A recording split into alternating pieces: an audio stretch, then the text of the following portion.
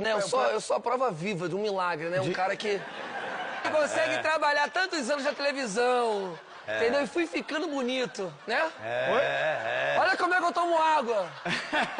O cara vira santo, ele tem que ter 3 milagres oficializados pelo cartório do Vaticano. Ué?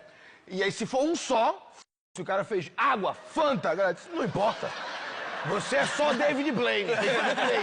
E o cara, olha aqui, ó, fogo. E ele, isso aí é safadeza. E aí ele é o advogado do diabo pro cara não virar santo. Podia ser sempre a resenha de filme do Rodrigo.